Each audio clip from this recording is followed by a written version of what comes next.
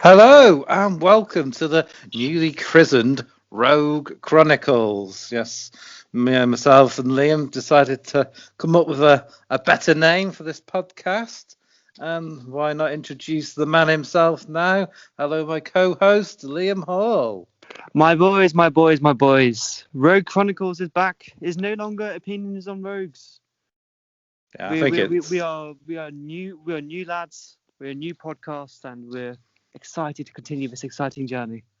following up on Daleks. We thought there'd be no better villain than Darth Vader. Mm. One of the It's not enigmatic anymore. I was going to say that it's not enigmatic anymore, but he was sort of back in the late 70s, early 80s before he was Mm. sort of fleshed out a bit. But yeah, one of the more imposing, I would say, villains. Yeah, absolutely. He was yeah. I mean, we'll kind of get onto it in a moment, but he was a hell of a figure, that's for sure. So we'll just get this out of the way straight away. You're not. I'm the big Star Wars fan out of the two. You have watched Star Wars, but you're not as big on it as I am, are you? Yeah, not quite. I always quite enjoyed it, but I actually arrived to it pretty late. I think I only saw the fourth, the original film. I think in 2012 maybe. Oh, right. So how old would you have been? I would have been maybe 15, 16. I No, don't know right. why. Yeah, yeah. I don't know why I arrived at it so late because I seen like bits of the prequel trilogy, but like I don't know, I just never really got into the whole kind of mythology of it. My dad was never really much of a fan, so but yeah, I really enjoyed it when I saw it, and I thought, wow, this is a really really good film. And I saw the other ones, and I was like, damn, okay. Yeah, I think from people in your sort of generation, particularly, Star Wars was probably spoiled a little bit by the prequels because they weren't as well received and not as fondly looked upon as the original trilogy. So from other people I've spoken to around your sort of age range, they do tend to be. I wasn't sure about Star Wars because the films that came out in their time weren't so great. But then I went back and saw A New Hope, and I was like, oh, this is actually really good. Well, because for some reason, whenever I saw it, I always thought it was I always thought it was like a children's film because it just kind of seemed very cartoonish, and I think when you get to a certain age, you don't really want to watch children's, quote unquote children's things anymore. So I was just like, what's the point? Like, this isn't really for my age anymore. Little did I know.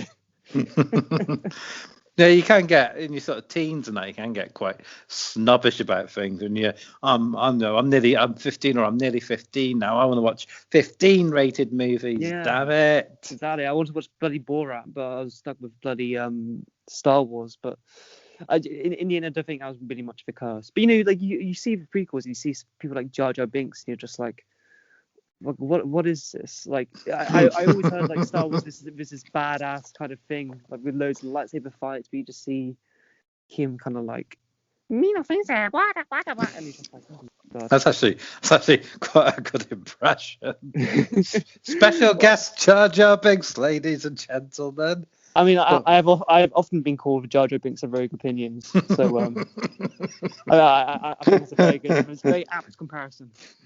he thought it was a compliment for years, bless him. Yeah. Little did I know.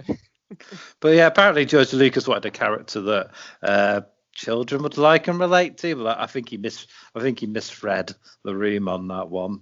Yeah. To be honest. I mean, if there's anything that anything that kind of defines George Lucas, I think it's misreading situations. But we'll kind of get into that as we go on, I think. But was Star Wars your first introduction to Darth Vader, or were you aware of that character before you'd seen the film? Oh yeah, I was always aware of him. Like he was in a lot of my friends have the Star Wars video games, and you kind of see him parodied everywhere. And I think the first time I really kind of like saw a Star Wars reference was in like I think it was the movie Robots, which I think it's like one of his animated Robin Williams videos, and I never really understood it, because there's just this guy talking about like, no, I am your father, and I'm just like, why? Yeah, it's one of those sort of lines that sort of transcended Star Wars and used a lot in for jokes and parodies Yeah. and stuff. He was kind of on the same level of like Rey Mysterio for me. I knew who he was, but I had no idea what he was, if that makes sense. Yeah, but it just shows you how iconic the Darth Vader character is. That you don't necessarily have to have watched Star Wars and been a Star Wars fan to know who he is and to have heard of him. Yeah, absolutely. So yeah, I think we need to dive deeper into this character. Yeah.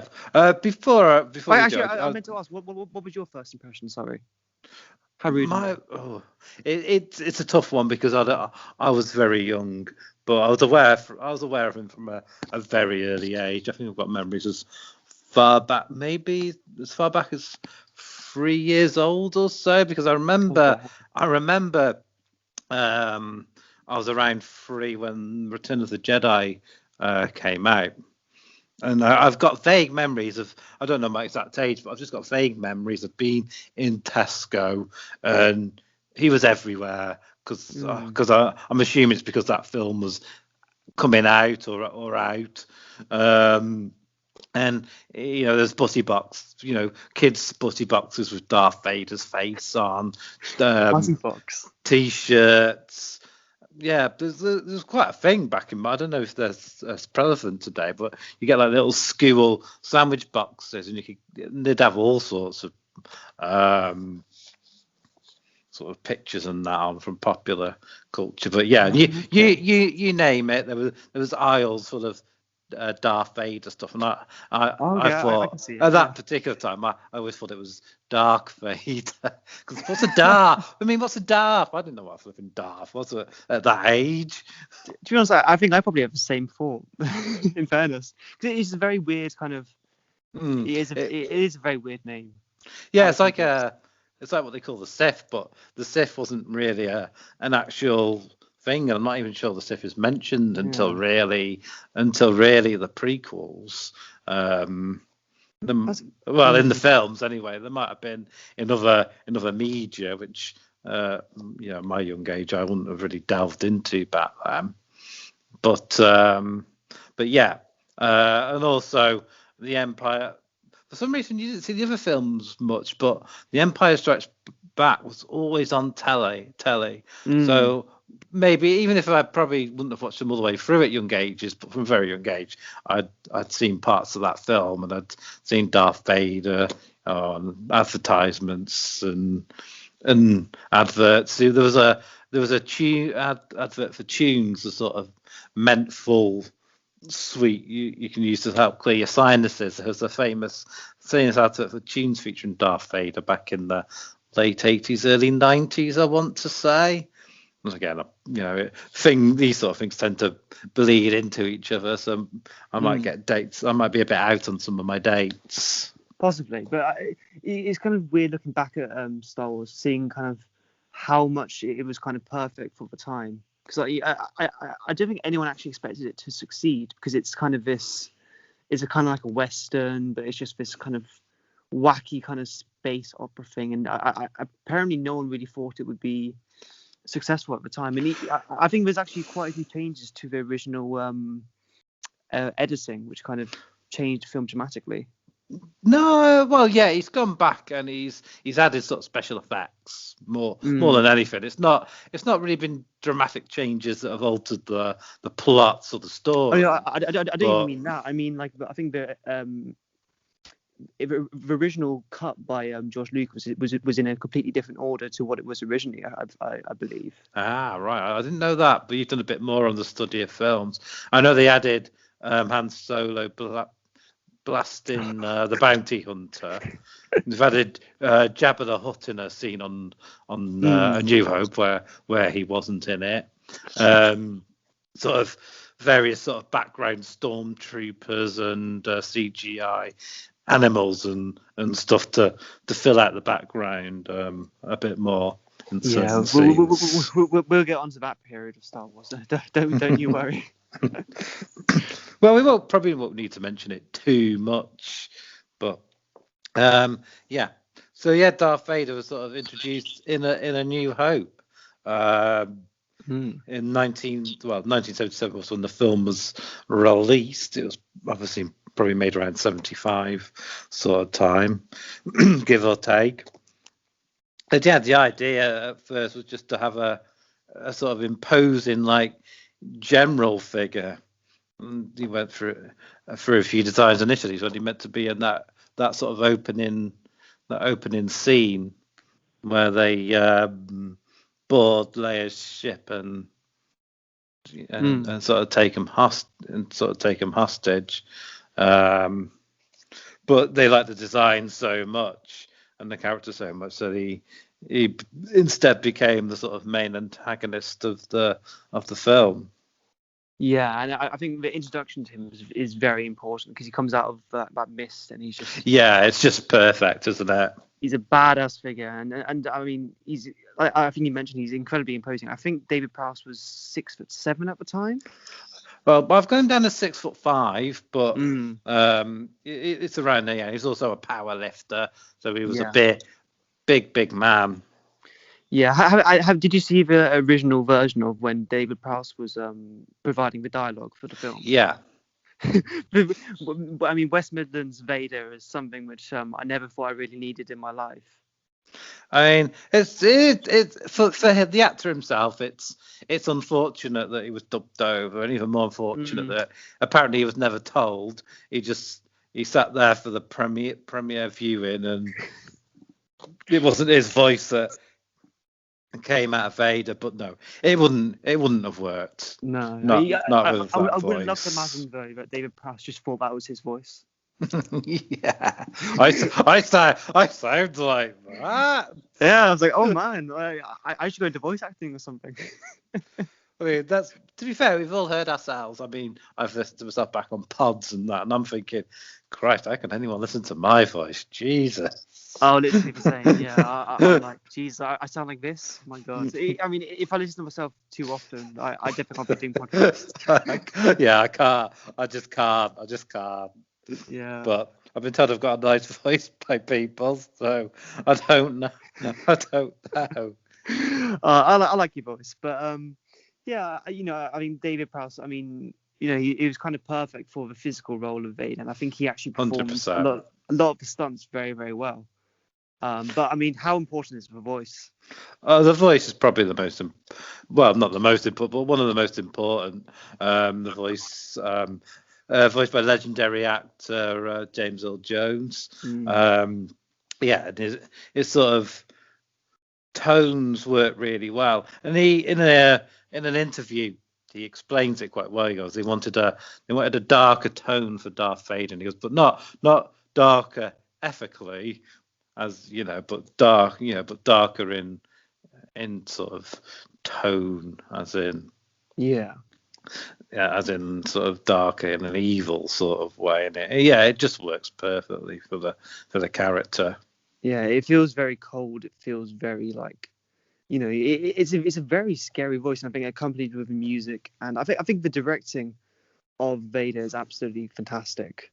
I have to say, like for someone who doesn't have any facial expressions, I think David Prowse does a very good job of kind of showing the kind of feelings. Or I think it's part of the directing, part of the body language. David Prowse it provides a lot of depth to him, and I think depth is something that we're going to come to, and I think it's kind of a blessing and a curse for Vader. Yeah, you have to show a lot with like subtle movements, don't you? Like a cock of the head or a gesture of the arm, because as you say, which we'll get to now, because his face is completely covered by that mask.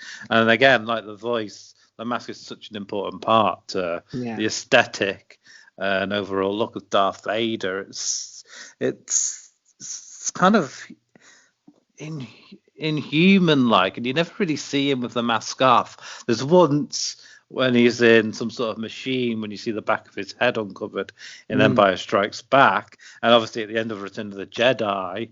But in the original trilogy, you don't really see him uncovered, as I say, until the very end of the third film. Yeah, and so I think that kind of elements, like, because I think for a while I just assumed he was I wasn't too sure if he was a robot or a human. It's kind of a bit of, I mean, I think first, like, with a lot of villains, there's a kind of inhuman but also human element to them. It's kind of a weird kind of middle ground for them. Yeah. You don't really know, and I think again that was another part of his appeal, especially in the first, probably first film especially, because as I said, he's not really fleshed out in that way. You don't really know a massive amount about him. Yeah, and that kind of, I mean, I think you kind of alluded to at the beginning. The enigmatic nature of him is very effective. So yeah, but then I think also the way he's been fleshed out over the years has helped as well. But I think that's probably been done in the right order for people like me, and it's been reverse engineered for people like me. Maybe people like you or people your age or younger might know him more as Anakin Skywalker from the Clone Wars, and they've seen him progress to Darth Vader in the sort of chronological way, which might give you a different perspective of the character overall, rather than someone like me who's seen that reversed engineered. Yeah, well, here's a question. As you kind of mentioned the prequel films, do you think we needed a backstory of Vader? Like, if you take the prequel films out of it, do you think we needed a backstory? Not really, no. Maybe not starting him off as a child. Maybe they could have come in when he was already a Jedi and train him with Obi-Wan, just so there's a little bit more mythology on where he exactly came from, if that makes sense. But I don't think we needed the whole he was conceived by the midi-chlorians and all that. And he's not helped either by very wooden performances by both actors who sort of portrayed him in the prequels as well. Yeah, so I know there's an awful lot of criticism towards Hayden Christensen, who I think has actually gone on to have a bit of there's a bit of a cult following around his performances. I think there's been a slight reappraisal, but I think he was definitely kind of defined as a bit of a poor actor, especially in those prequel films. Yeah, to be fair to him, he probably wasn't helped overly by the script and direction as well. I mean, George Lucas is known for his sort of dodgy script. Yeah, and apparently he doesn't really give much direction to the actors. I know that's kind of something that, I think a very inexperienced. Who plays Luke again? My memory is kind of fading from me. Mark Hamill. Yeah, I think he kind of struggled with kind of bringing that character to life, and I think he came across as a bit of a pretty bad actor. But I mean, as he showed kind of later on, he did have quite a bit of talent, but I think he wasn't really helped at all. Yeah, Hamill sort of gets better as the films progress. He is sort of very, as I say, he's quite wooden in the first film, but Empire Strikes Back and then by Return of the Jedi, he's actually all right. He perhaps knows the character and motivation a bit better by that point. Because as I say, even his sort of character, and that's a bit more fleshed out by the sequels. Because no one thought Star Wars was going to succeed. They all thought it would flop. So there wasn't a lot of backstory. There wasn't a huge amount of backstory and stuff given to a lot of characters. Yeah, I think that the first film was, I mean, this kind of a bit of an off point, but I think they're very lucky to have someone like Harrison Ford who can just kind of carry the film in terms of charisma. Yeah, definitely. And I think that's one thing the sequels lacked, and why the first one is so good compared to the others.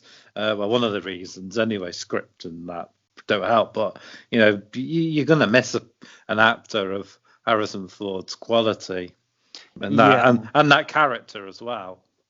Yeah, because I mean, like Liam Neeson and Ewan McGregor are fine actors, And I mean, Ewan McGregor kind of holds up pretty well. I don't know if I'm actually pronouncing his name right, so I'm sorry Ewan. about that. Ewan. Oh, sorry. I have a friend called Ewan. But yeah, so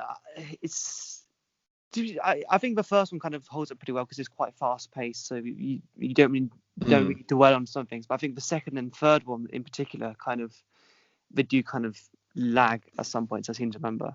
Like even as a child, I seem to remember it lagging quite a little bit. Well, I kind of meant the sequels, not the prequels. So. Oh, sorry, my mistake. Right. Yeah. The sequels are the subject for another day. It's easy to sort of get confused. But he's a presence in a way in the sequels. I mean, Kylo Ren sort of who's in the movie canon, Darth Vader's grandson, Princess Leia Han Solo's son. And he sort of takes inspiration with his turn to the dark side and his mask and cape from from Darth Vader, and he even has his sort of half melted helmet there as well. Yeah, but he kind of takes inspiration from Vader. Yeah, and I think we kind of mentioned it in the first episode. Like, there's a lot of kind of Nazi and kind of far right kind of influences on the characters of, like, Vader and the Sith in particular. And the First Order. They all kind of seem very Nazi and Hitler influenced. The Imperial, like the Stormtroopers, I know they're white, but they're pretty much SS troopers in all but name, really. Yeah, pretty much. And I mean, Vader himself is kind of there's something about him which kind of emits. I mean, I don't think Hitler was particularly very tall, but there's something about him which is very just, kind of evil. Yeah, well, you could maybe even compare him to someone more like, because he does have a master that's briefly mentioned in the first and more sort of realised in the follow-ups. So that could perhaps be Hitler, and he's almost like maybe a Goebbels or Himmler sort of character. That makes a lot more sense. Yeah. Yeah, but I never really thought of that, in fairness. But yeah, I think maybe Goebbels is maybe a bit of a better comparison if we're going by the Nazi kind of roots. Because as like imposing and powerful he is kind of blindly following his sort of his master, which is the Emperor. Yeah, and I mean, going back to the prequels, it's a very kind of weird journey, because if you look at the arc on paper, a lot of it kind of makes sense. It's like from the second film to the third film, but it kind of feels like the first one just kind of feels like a bit of, in terms of Vader's evolution, it kind of just feels like a bit of a weird choice. Yeah, I think it would have been better maybe as like a mini series. I mean, movies were the way to do things back in the day, but now with you see TV programs like Game of Thrones, for example, that have such a big budget thrown at them, and a series because you got an hour and maybe 10 episodes plus, you've got more time to lay out a plot and for things to develop more naturally in the film. You've got if you've got a sequel, maybe you got 2, maybe 4 hours to shoehorn a lot of character development. Yeah, and I think character development is very, very difficult to do. In fact, I think that's one thing that the sequel films actually does very well with Kylo Ren. I feel like they, at least in the first film, developed his character in a very compelling way. I think the prequels kind of, I think on paper they did a good job, but I think Lucas's execution of this kind of evolution did not go particularly well. But I think also, which I've seen and you probably haven't, is the animated series, the Clone Wars. That really helped to flesh out Anakin's character in his arc as well. He's given a Padawan, which is a Jedi apprentice. He's become quite big in the Star Wars lore now, even outside the Clone Wars. Who's Ahsoka Tano? We won't mention her too much here because it's more about Vader, but you see things in that sort of help with his distrust of the Jedi Council and what would help sort of push him towards the dark side. Is Padawan's accused of something she's innocent of, and Anakin believes she's innocent, but nobody else seems to, and they sort of expel her from the Jedi Order without really without even giving her the benefit of the doubt, almost, and you can tell that pisses Anakin off. So that's another thing, and he never really gets on with Mace Windu. There's always, especially when you see the two sequels to Phantom Menace, Mace he's always wary of Anakin. He never really trusts him, and that's always going to work both ways. Yeah. So what do you think the animated series does better than the prequels in terms of that kind of character? Is it just kind of make his motivation kind of seem more realistic? A little bit, yeah, but it also shows the time because we talk about him being this war hero in the Clone Wars. So you get to see what that sort of Anakin in his sort of 20s was like, and yeah, as you say, you see sort of subtle things, and there's episodes that sort of delve into his potential future and stuff as well. I don't want to give too much away. I mean, if you've seen it, you'll understand what I'm saying. If you haven't seen them, you probably don't know what I'm waffling on about. But Oh, okay, that makes sense. But it is quite interesting. But yeah, basically, it's sort of mistrust with the Jedi Council, the fact that he wants to try and save his wife Padme because he learns that she's going to die from these sort of false prophecies he has in his dreams, and he knows it's not the Jedi way to help them. But then you have Emperor Palpatine, who unaware to the Jedi, the viewer knows, but the Jedi don't, that he's really the Sith Lord Darth Sidious, who's been pulling all these strings for years to create this galactic empire. He offers him he's always this like friendly guy for Anakin to lean on, giving him advice and maybe sort of bad advice in a way, but it seems good if that makes sense. He's sort of manipulating. You sort of see how he manipulates Anakin. He's kind of like a bit of a father figure to him, almost. Yeah. Yeah, because that always kind of seemed very the relationship between them kind of, it's very I mean, again, it kind of is kind of very reminiscent of some like some kind of Nazi kind of propaganda, almost like you kind of want, you want a leader who you can kind of trust, that's almost like, more your father, more of what your father should be than your actual father. Well, yeah, he never had a dad, and he sees Palpatine as a surrogate father. Palpatine knows this, and he uses that to his advantage in a nefarious way. Is perhaps the best way, putting ideas into his head that and sort of, and I think that's probably what the prequels do better than they do with explaining Darth Vader. They do it better, more explaining how Palpatine worked and got control of the galaxy, and how he sort of manipulated events, including Anakin, to get everything exactly where he wanted them. Yeah, because I think that element always seemed quite interesting, and I think there's elements of Anakin's character which kind of is interesting, but I think it's also clouded by a lot of weird kind of stuff, whether it be the characterization of Anakin, because he had a bit of a reputation for being a bit of a whiny bitch, if you excuse my French. Yeah, well, the trouble was it was a last minute decision to make his turn to the dark side more about trying to save save his Mm. wife from death, and a lot of stuff was done in kind of rushed reshoots. So that Oh, probably really? didn't. Oh. Yeah, so that probably didn't help how a lot of it sort of comes across on screen. Yeah, because it always seemed a bit like kind of just out of nowhere, and it doesn't really feel It's a bit poignant enough. forced. It's a bit Yeah, forced, isn't it?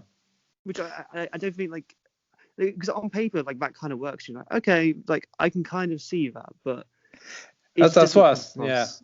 That's what I say. It's something that needed a couple of films or a series to really flesh out and Mm, see develop over a longer sort of period of time. yeah. But sort of Palpatine, offers him a way that there are ways to help people, live longer or cheat death. And when he says that, he kind of reveals himself to be the Sith. And then Yeah. Anakin goes back and tells the council, mostly Windu, that I think Palpatine is the Sith Lord, and they go to arrest him, but he refuses to be. He resists arrest, and it ends up in a fight.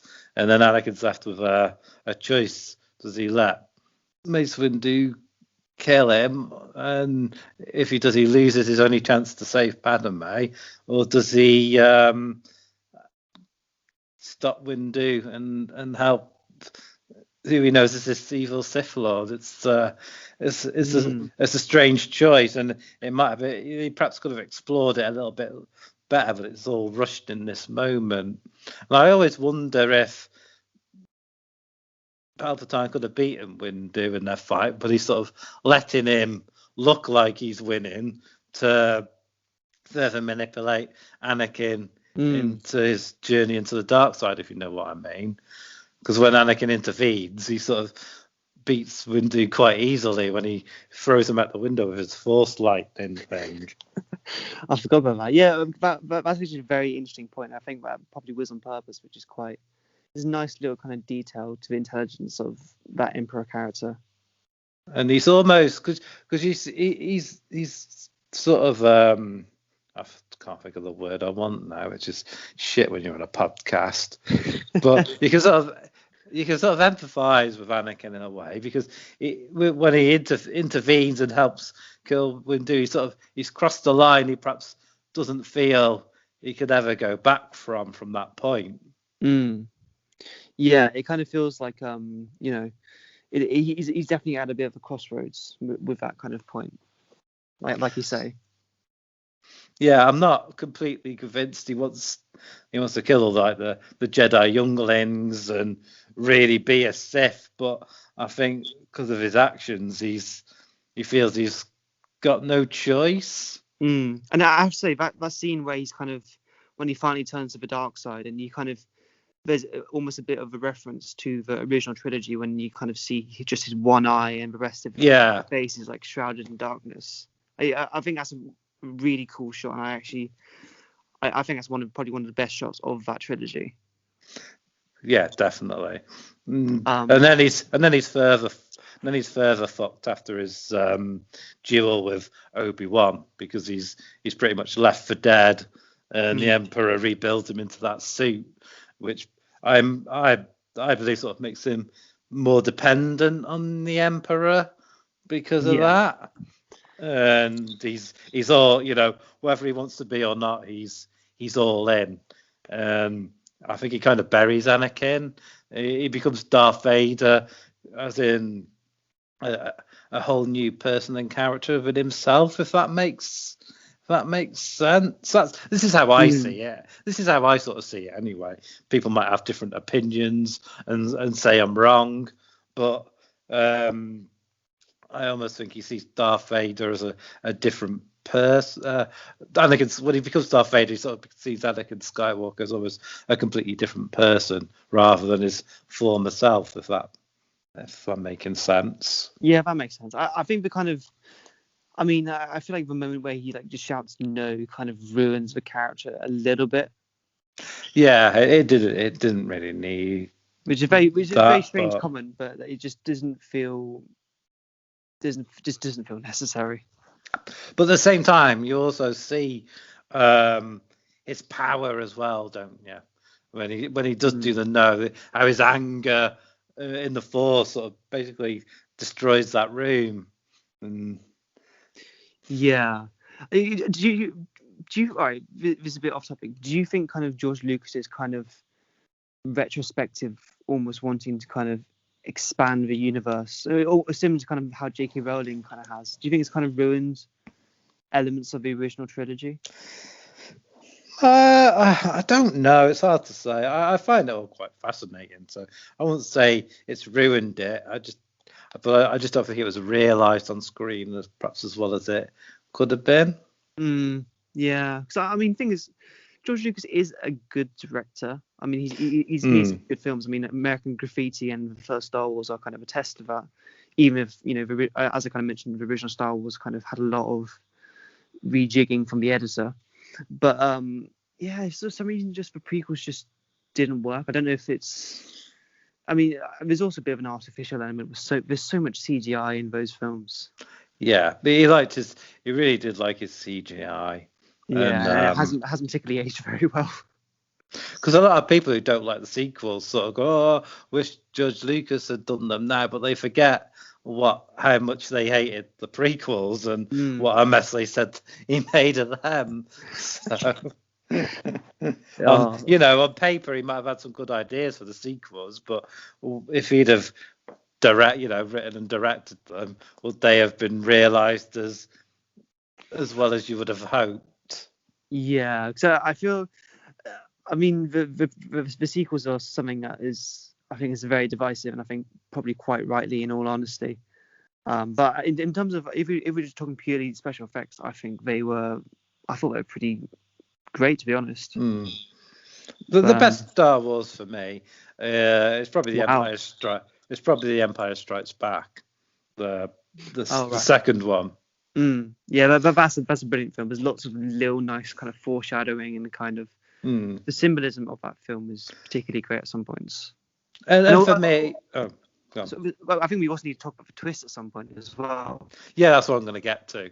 Okay, I think we're on about the same thing here when you hear the twist. But I think Empire Strikes Back is sort of Darth Vader's sort of finest hour in a sense. You really see his true power and what he's capable of, the full extent of his evil in those films. And yeah, the sort of twist, the I am your father twist. Is that what we were getting to, or did you have something else in mind? No, that was what I was getting to. I actually just want to make one more mention of an instance of Vader which I thought was really effective, and it's the moments in that bloody Star Wars film where it's the war. Damn it, what is it called? The war. Yeah, it's like the Rogue One. Oh, Rogue One. Yeah. Yeah, I thought his kind of little kind of cameo in that was extremely effective. I really enjoyed that, and I think that was a kind of a perfect use of that character. Do you mean the one right at the end where he's? He just comes through and he starts murdering all those people. And that feels that feels kind of what everyone thought Vader was in those prequel in the original trilogy. He just feels like a badass and an extremely powerful figure. Empire Strikes Back. That is probably its greatest moment on film. Is you just see the true extent of his power and skills, where there's all these mercenaries and it's just Vader on his own and he's cutting through them like they're butter basically. He's using his force powers to throw them and hold them in the air. He's batting them back with his lightsaber, and it's a 2-minute scene, but it really shows how powerful and imposing he really is. Yeah, it's really good. But yeah, Lucas kind of says it was always the plan, but a lot of experts and filmographers and that, when looking back at the first Star Wars, A New Hope, they don't think it was. They think it was like a very late decision, and I think, and apparently scripts and storyboards and that show it was quite a late decision for that twist, but it does work. I think it is a good twist. I think it adds depth to Vader and in turn the Luke Skywalker character as well. I think only I believe only I think 3 or 4 of the actors actually knew the twist when they actually came to filming the scene. Only George Lucas, the director, because someone else directed it. Yeah, that's true. Yeah. I always forget his name. I think it's the only major feature film he ever directed. He was Ivan George. Kershner. Yeah, he was George Lucas's teacher at film college, apparently. I think you're right. But he does such a good job. It's probably why that's a standout. One of the reasons why that's a standout film. And the Vader and James Earl Jones. I think they're the only three who actually knew, because apparently, according to Hamill, David Prowse delivered a different line, and Mark Hamill just did the nose. God, poor David Prowse. He really gets I think out of the party. I think his line was, I think Hamill says, "No, you killed my father," and Prowse's line was, "No, Obi-Wan killed your father." Yes, I think that's right. Which does have a sort of hint of truth in it, in a way, when you watch Revenge of the Sith. He doesn't actually kill Anakin physically, but I think, because he defeats him so soundly in that battle and leaves him for dead, he's pretty much killed his spirit, I would say. Yeah, absolutely. Yeah, that is an interesting idea, for sure. But I mean, is this one of the greatest twists of all time? Would you say? I think it is, because when you watch it for the first time, not knowing before all the prequels and anything else was done, then you don't see it coming. Obviously now it's lost a bit of its impact, because pretty much everybody knows. Even if you haven't seen Star Wars, it's just one of those things you tend to know, isn't it? Yeah, I have to say it is very amusing though, watching kids react to seeing the twist for the first time. There's a compilation of YouTube of just kids reacting to it, and it's so satisfying to watch. But you're like Luke yourself, because Vader's so evil. You don't want to believe it yourself. Yeah, it kind of, it's a very unexpected kind of, it's a very unexpected twist, and also a bit of layering to the character. How can this monster be Luke Skywalker's dad? It doesn't make sense.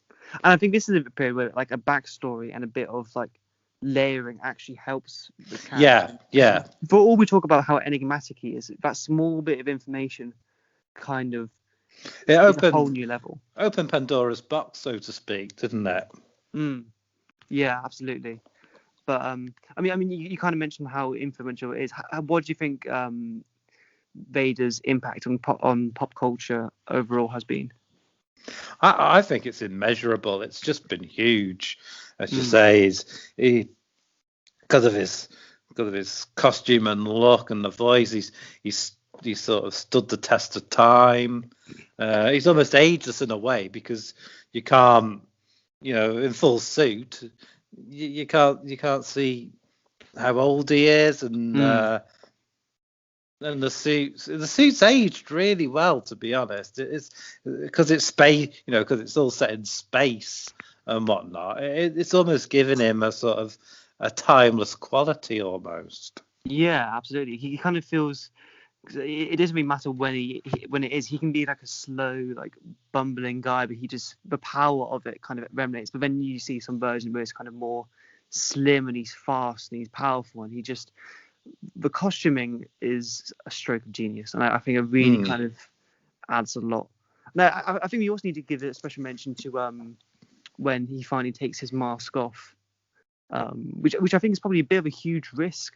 You have this iconic masked character and you unmask him. Yeah, because then he has like a redemption arc in the last of the original trilogy, where I think he starts to make a connection with his son, Luke Skywalker, and I think that sort of makes him and helps him remember who he was before he became Vader, going back to how he sort of shoved Anakin so far down his sort of soul that he's forgotten who Anakin was and that he was Anakin. But then he makes this connection with his son, and that sort of brings that back. I think he starts to remember that perhaps he wasn't always this monster.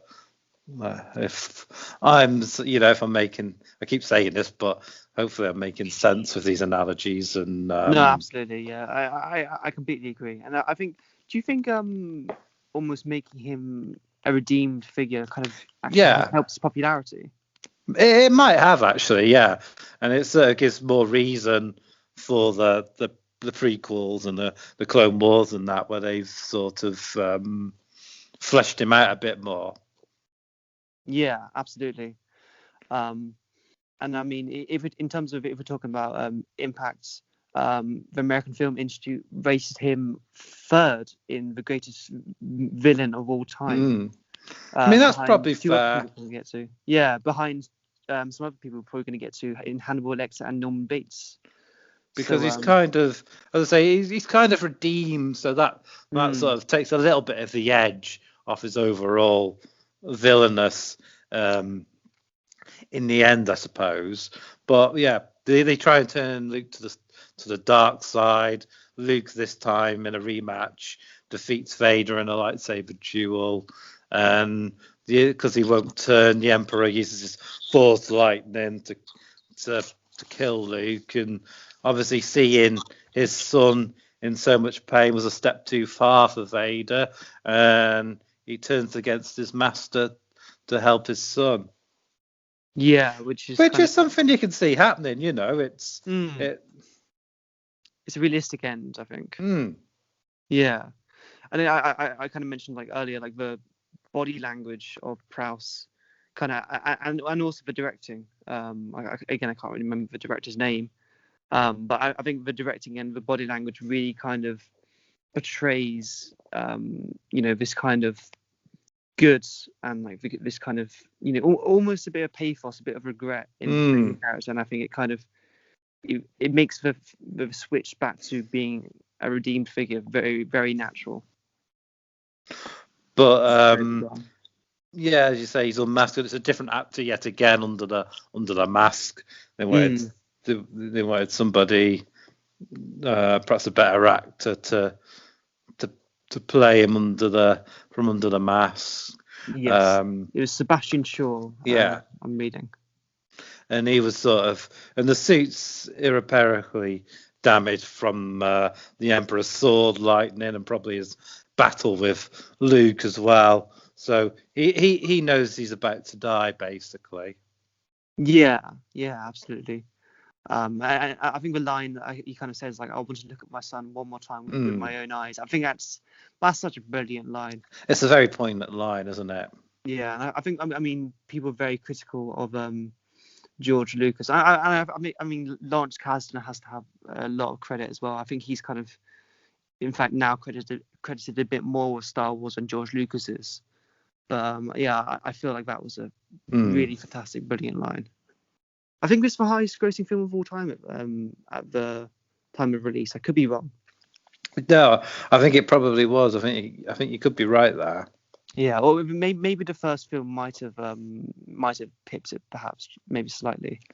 It's certainly up there. It's one.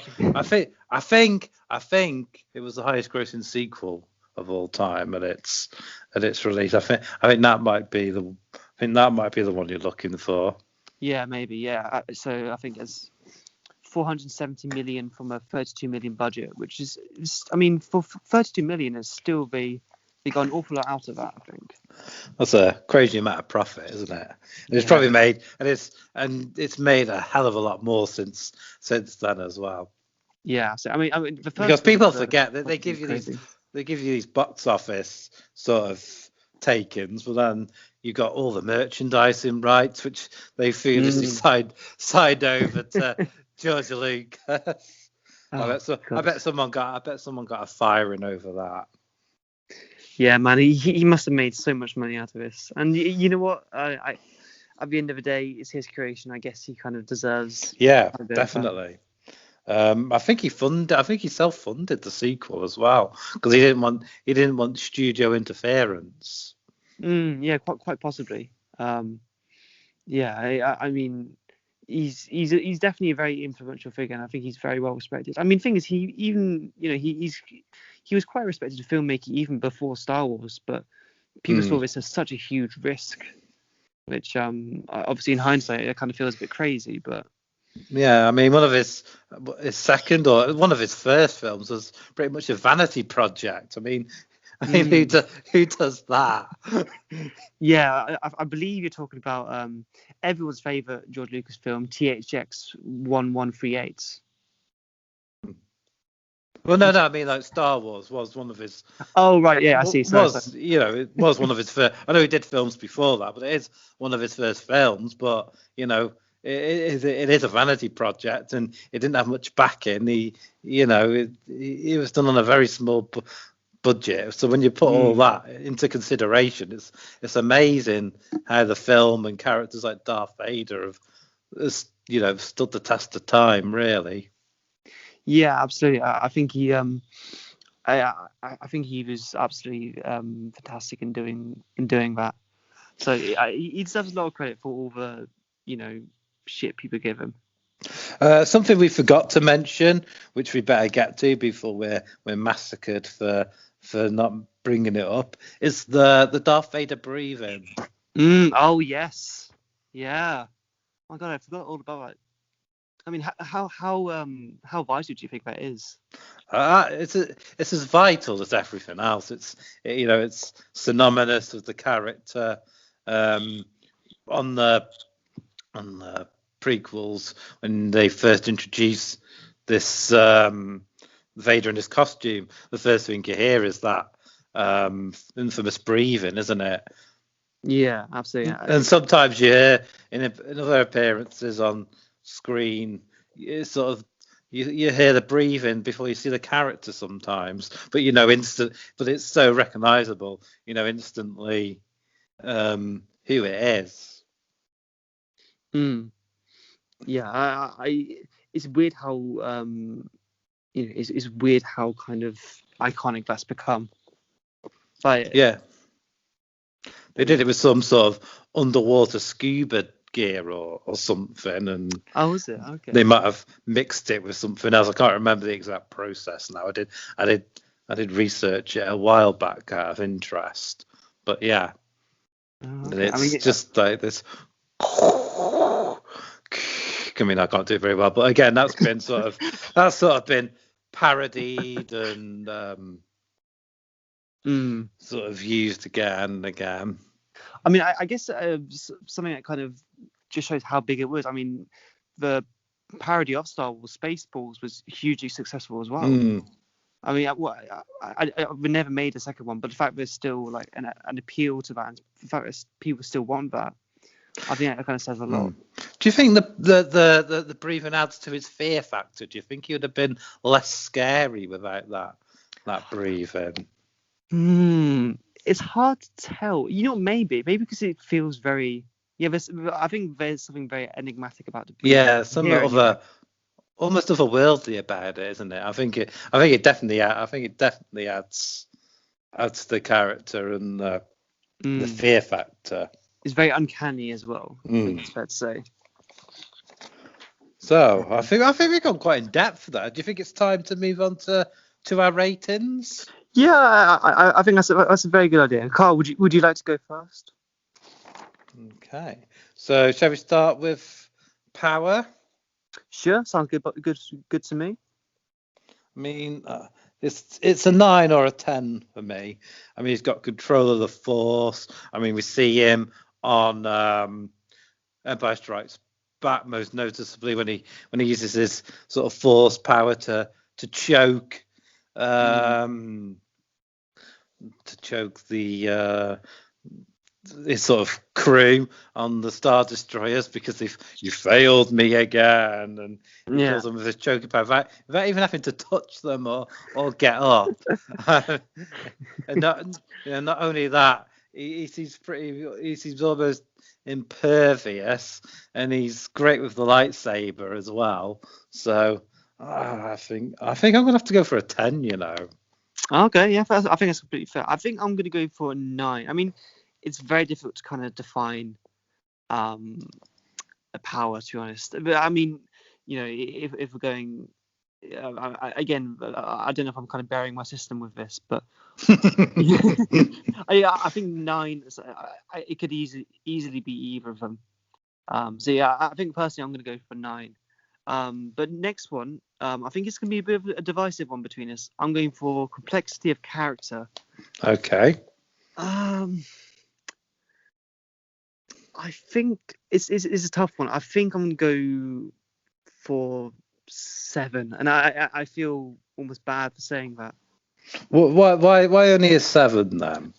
I say 7 because I feel like the prequel trilogy kind of, although it added a lot of depth to him, I feel like it was very mishandled, and I think it kind of made him less of an intriguing character. I don't feel like it really added to his character. I feel like the enigmaticness was not worth wasting in terms, Yeah, of the I other. get what you mean. I mean, I'm going to go an 8. I think there is a lot of depth of the character there, but as you say, it was a bit mismanaged and bungled in the films.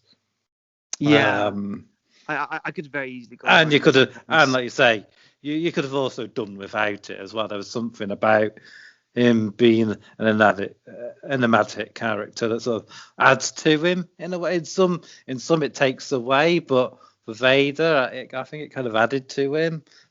Yeah, but you can't deny there is some interesting stuff there, which I do enjoy. So for me, it's an 8, but it definitely not top marks. Yeah, I could have very easily gone for an 8. I think if it was the prequels alone, I mean, if it was the normal original trilogy by itself, I probably could have gone for a 9 in all honesty. But so what category are you choosing next?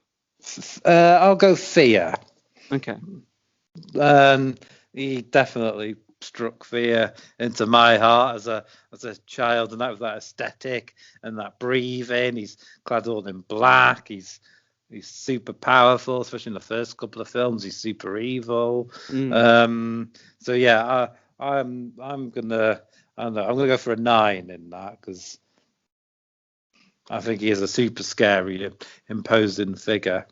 Yeah, I think I'm gonna go for a 9 as well. I don't know if that's just because I don't know if that's because I arrived to Star Wars quite late as well. But I mean, he's a very imposing and scary figure, but I don't think he never truly terrified me. That's kind of fair. Yeah, so I guess linking to that, I guess we go with the aesthetic, and I think aesthetic wise, I think I'm going to go for a 10. Yeah, I think I am. I don't think you can really fault the design. It's stood the test of time, and it is the aesthetic is the character. The aesthetic is the character, basically, isn't it? Yeah, pretty much. Yeah. So if that makes sense. So that's 10 from both of us. And I think the last one, I think this must be a 10 as well for impact and pop culture. I assume that's 10 from both of us. Got to be, I think. Yeah. Yeah. So that leaves our character with a score of 92. Which is far and away our biggest. That's going to be. I think that's going to be quite tough to beat. Yeah, I'm thinking about ones coming up, and it's difficult to see who's going to beat it.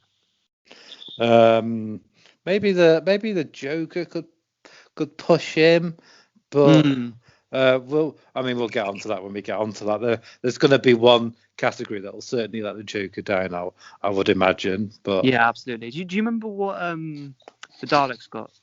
Was it 78? 79, I think it was. 79. Okay, I'm going to make a note of that as well, just so we don't forget. It's sort of complexity of character that really let the Daleks down. Yeah. Other than Davros, they don't really have one. They're just out to destroy everything, really. Yeah, it's weird kind of seeing the comparison between both the Daleks and Vader as well. There's a small kind of.